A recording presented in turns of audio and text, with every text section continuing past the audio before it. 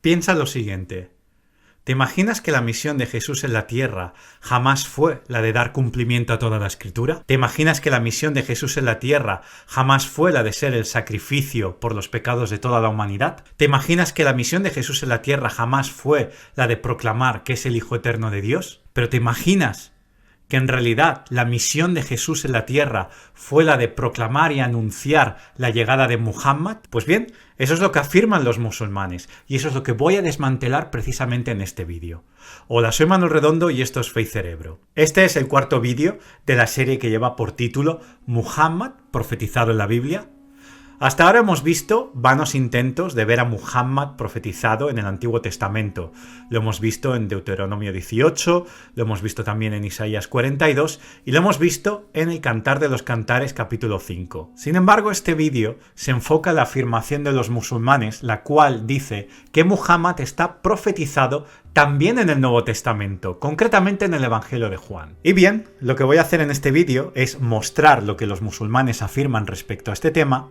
Después voy a desmantelar precisamente esta afirmación en varios pasos y por último, y por ello quiero que te quedes hasta el final, voy a enseñarte a cómo revertir lo que realmente afirman y usar los textos que ellos usan para mostrarnos a los cristianos que debemos arrepentirnos y convertirnos al Islam, para que ellos vean que realmente deberían arrepentirse de haber seguido a Muhammad y seguir a Jesús. Y empezamos con la afirmación de los musulmanes. Recordemos el origen de esta necesidad de ver a Muhammad profetizado en la Torá y en el Evangelio.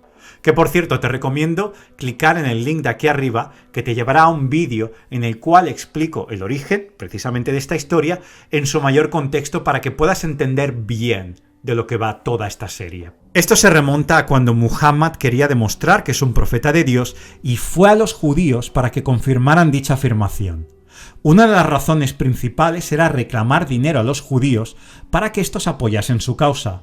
Muhammad fue a un grupo de judíos a preguntarles si habían visto en la Torá algún texto que hablase de Jesús prediciéndole a él, a Muhammad, bajo el nombre de Ahmad, que viene a significar algo así como el alabado.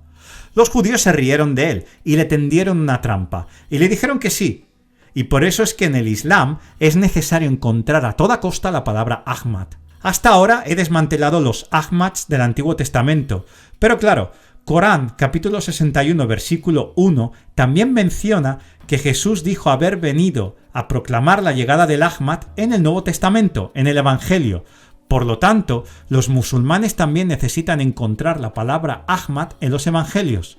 ¿Dónde creen haberlo encontrado? En el Evangelio de Juan, concretamente en los capítulos que van del 14 al 16. Os doy 3 ejemplos claros de ello. En los 3 ejemplos, quien habla es Jesús. Y voy con el primer ejemplo de ellos. El primero está en Juan capítulo 14, versículo 16, donde podemos leer lo siguiente. Y yo rogaré al Padre, y Él os dará otro consolador, para que esté con vosotros para siempre.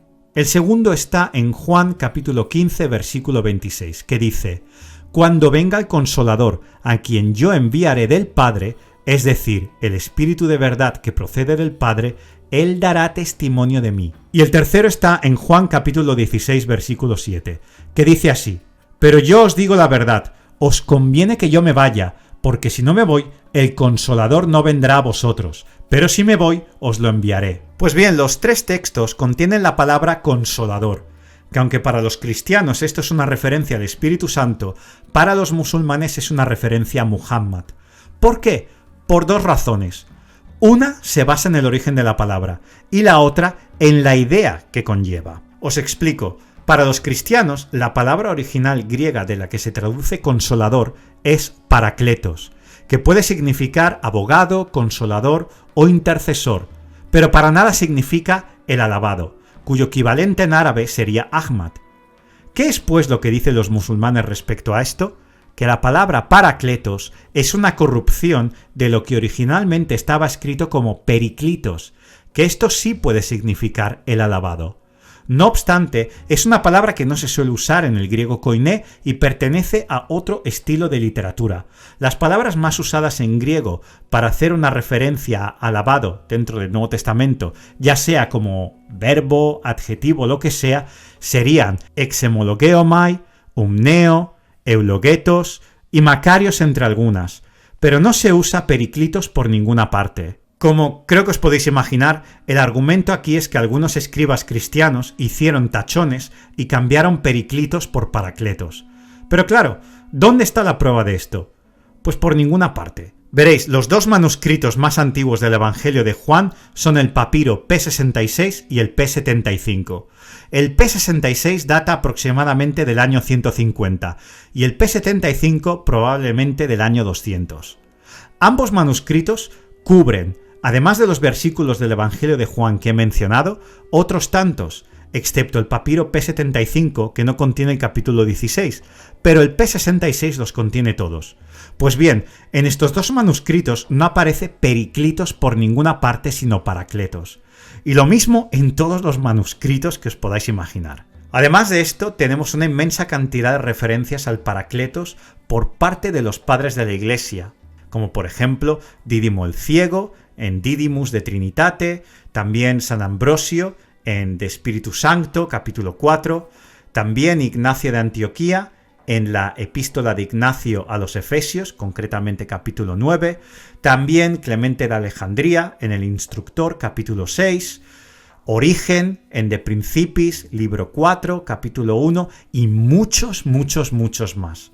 Así que podemos ver claramente que todos los manuscritos, que son bien anteriores a Muhammad, por cierto, contienen siempre Paracletos y jamás Periclitos.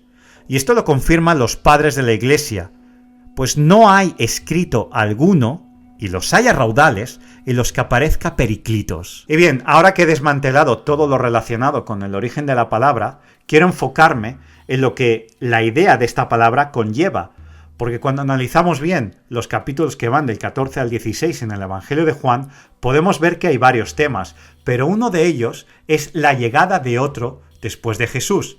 Y claro, aquí es donde los musulmanes intentan colar a Muhammad, en esta idea contextualizada de que Jesús anuncia la llegada de otro. Pero dicho esto, con un poco de análisis, y solo un poco, podemos ver claramente que estos textos no hablan de la llegada de Muhammad, sino de algo totalmente diferente. Y lo que voy a hacer ahora es proceder a analizar todos los textos donde podemos ver el concepto de Paracletos, y ver lo que el contexto revela al respecto. Por ejemplo, leamos Juan capítulo 14 versículos del 15 al 18. Dice así: Si me amáis, guardaréis mis mandamientos, y yo rogaré al Padre, y Él os dará otro Consolador para que esté con vosotros para siempre, es decir, el Espíritu de verdad, a quien el mundo no puede recibir, porque ni le ve ni le conoce, pero vosotros sí le conocéis, porque mora con vosotros y estará en vosotros. No os dejaré huérfanos, vendré a vosotros. ¿Puede ser que Jesús hable aquí de Muhammad? Pues os doy 6 hechos que destrozan tal afirmación. Primero, Jesús dice que Él pedirá al Padre y el Padre dará otro Consolador.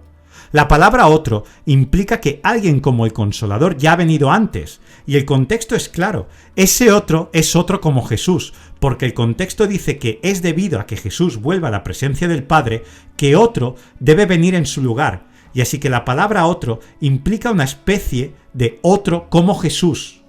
Por lo tanto, este otro tiene que tener las cualidades de Jesús, la naturaleza de Jesús. Veamos, por ejemplo, en Juan 1:1, Jesús es el verbo que siempre ha estado con Dios y es Dios. ¿De verdad los musulmanes quieren estas consecuencias y concluir que Muhammad es como Allah? En Juan 5:23 Jesús exige ser honrado con la misma honra que recibe el Padre. ¿De verdad que los musulmanes quieren pagar este precio y afirmar que Muhammad debe ser adorado como lo es Allah? Y podría seguir. Segundo hecho. Este ser que viene después de Jesús estará con unas personas para siempre. Pero, ¿quién son estas personas? Pues los apóstoles. Jesús está hablando con ellos y les dice claramente otro Consolador para que esté con vosotros. Estos apóstoles vivieron unos 500 años antes de Muhammad. ¿De verdad los musulmanes creen que Muhammad encaja aquí? Tercer hecho, y esto confirma aún más el punto anterior. Este ser ya estaba en ese momento en los discípulos. Pero además de esto, este ser no puede ser visto, ni recibido, ni conocido, y esto se debe a que su naturaleza no es humana, sino espiritual. Cuarto, este ser no mora entre los discípulos o con los discípulos, sino en los discípulos. Quinto, este ser tiene una conexión intrínseca con Jesús, pues Jesús mismo dice a sus discípulos que con este Consolador no los dejará huérfanos, sino que volverá a ellos, es decir, Jesús estará con ellos a través de este Consolador. Y sexto, este Consolador es enviado por el Padre, y claro, en el Islam, Allah no es padre de nadie. Ahora analicemos Juan 16, versículos 7 y 8. Dicen así: pero yo os digo la verdad, os conviene que yo me vaya, porque si no me voy, el Consolador no vendrá a vosotros, pero si me voy, os lo enviaré. Y cuando Él venga, convencerá al mundo de pecado, de justicia y de juicio. Bien, no me voy a repetir con cosas que ya he mencionado antes, pero aquí el Consolador convencerá al mundo. Es decir, ya no solo están los discípulos, sino en el mundo. Además, este texto dice que Jesús enviará al Consolador. Bien, ¿quién llamó a Muhammad a ser profeta? Allah. Pero aquí es Jesús quien envía a Muhammad. El capítulo sigue y el versículo 13 dice que este Consolador es el Espíritu de verdad. Veréis, uno de los 99 nombres de Allah es Al-Haq, es decir, la verdad. Así que el título, el Espíritu de la Verdad, equivale a hacerse a un asociado de Allah. De esto tengo un vídeo que dejo en comentarios. Y el versículo 14 dice que este Consolador glorificará a Jesús. Y es que la misión de este Consolador es seguir dando vida a las palabras de Jesús para la gloria de Jesús. Y podría seguir con cada uno de los textos que mencionan al Paracletos, pero creo que esto es suficiente y también proporciona el criterio por el cual leer los otros textos en Juan. Dicho todo esto, hay dos objeciones más sobre este tema que, con todo lo que se ha dicho ya, tienen muy poco que ofrecer. Pero ya que hago el vídeo, intento cubrir todo lo que se pueda. La primera de las objeciones es referente a traducir Paracletos como consolador, abogado o intercesor. Parece ser que para los musulmanes estas palabras desvían el significado original que debería ser. Bien, la palabra Paracletos es una palabra especial que no tiene equivalentes en los idiomas que yo al menos hablo. Es una palabra que hace referencia a alguien que da apoyo, y se ha de aplicar el vocablo adecuado que más encaje en el contexto. Por ejemplo, un abogado da apoyo al cliente frente a una situación de juicio, y eso es como consolar o interceder, así que vemos un poco la conexión que hay en medio. Veréis, en 2 de Corintios capítulo 1 versículos 3 y 4 podemos ver que la mejor traducción de Paracletos es la de alguien que consuela. La segunda objeción que algunos musulmanes pueden decir es que el Paracletos no puede ser un ser espiritual debido a las referencias de ver y escuchar que hemos visto antes. Parece ser que esto hace referencia a los sentidos humanos de oír y ver, y claro, esto implica un cuerpo físico y por lo tanto no puede ser un ser espiritual. Lamentablemente para esta objeción, toda la Biblia y el Corán están llenos de referencias a Dios como alguien que ve y oye. Por ejemplo, Corán 3, versículo 38, dice que Allah es quien escucha las oraciones, y Corán 20, versículo 46, define a Allah como alguien que ve y oye. Y bien, ahora que puedo decir claramente que he desmantelado la idea de Periclitos, ¿cómo podemos revertir estos textos y este argumento en contra de los musulmanes? Porque claro, hasta ahora lo que hemos hecho es desmantelar, es decir, reducir el Islam a algo falso. Pero claro, lo que queremos no es solo que se queden en un estado vacío, sino que abracen a Jesús, se conviertan a Jesús. Bien, un poco ya lo he ido mostrando hasta ahora, y hemos visto cómo el Consolador es otro como Jesús, y Jesús es de naturaleza divina.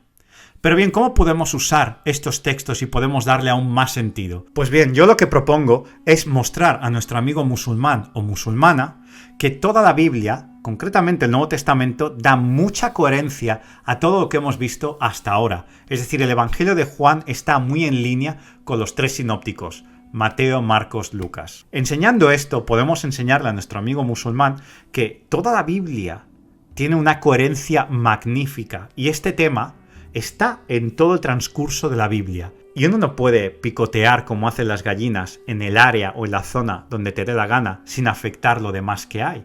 En este caso, uno no puede desviar el sentido de lo que es el Espíritu Santo de otros textos donde habla también del Espíritu Santo. Por ejemplo, esta idea de que el Consolador, el Paracletos, el Espíritu Santo es otro como Jesús y comparten una misma naturaleza, lo podemos ver también en el Evangelio de Mateo. Por ejemplo, en Mateo 28, versículo 19, podemos ver cómo se cumple esta idea de que el Consolador, el Espíritu Santo, es de la misma cualidad que lo es Jesús. Cuando leemos este versículo, vemos que Jesús dice que los discípulos deben bautizar a todo creyente en un nombre, un solo nombre, pero ese nombre es el del Padre, el del Hijo y el del Espíritu Santo. 3 personas distintas, pero un nombre majestuoso, el del Señor. Es más, el texto sigue y Jesús dice que Él estará con sus discípulos hasta el fin de los tiempos, hasta el fin del mundo. Esto habla de omnipresencia. Y esto es precisamente lo que hemos visto también a lo largo del Evangelio de Juan, que el Paracletos es omnipresente. Y más de lo mismo en el Evangelio de Lucas. Veréis, al final del Evangelio de Lucas, Jesús dice a sus discípulos, esperad aquí, yo voy a volver al Padre, voy a volver al cielo, pero vosotros esperad aquí hasta que seáis revestidos con poder de lo alto. ¿Y qué es lo que pasa? Vamos al libro de los Hechos de los Apóstoles y el principio de ese libro coincide con el final del Evangelio de Lucas. Y precisamente es lo que pasa. Jesús es llevado a la presencia del Padre, los discípulos esperan un tiempo y desde arriba son revestidos con poder. Y ese poder es el Espíritu Santo. Pero es más, esto no es solo una narrativa que pasa en el Nuevo Testamento, esto también pasa en el Antiguo Testamento. Esto lo podemos ver concretamente en Números capítulo 11, versículos que van del 24 al 30. En esta parte del texto podemos ver que el Espíritu Santo se posa sobre los 70 ancianos. Y precisamente Moisés, al ver esto, expresa cuánto anhela que todo el pueblo de Israel tuviera el Espíritu Santo. Y esto es lo que se cumple cuando Jesús vuelve a la presencia del Padre. El Espíritu Santo reviste con poder a los discípulos de Jesús. Pero claro, ante una evidencia así, los musulmanes lo que podrían decir básicamente es que la Biblia ha sido corrompida. Pero claro, yo les recuerdo que Corán, capítulo 3, versículos 3 y 4, y Corán 18, versículo 27, dicen que la Biblia, la Torá y el Evangelio ha sido preservado por Allah. Nunca ha sido cambiado, ha sido protegido y Muhammad vino a afirmar lo que Dios en la Torá y el Evangelio ha preservado, protegido y siempre proclamado. Por lo tanto, los musulmanes deben aceptar que el Paracletos es el Espíritu Santo, es el mismo Espíritu de Jesús, cuya misión es dar vida a las palabras de Jesús para la gloria de Jesús. Bien, seguiré haciendo vídeos, os recomiendo suscribiros a mi canal si no lo habéis hecho, darle like, hacer comentarios y haré más vídeos. Nos vemos aquí, en Fe y Cerebro.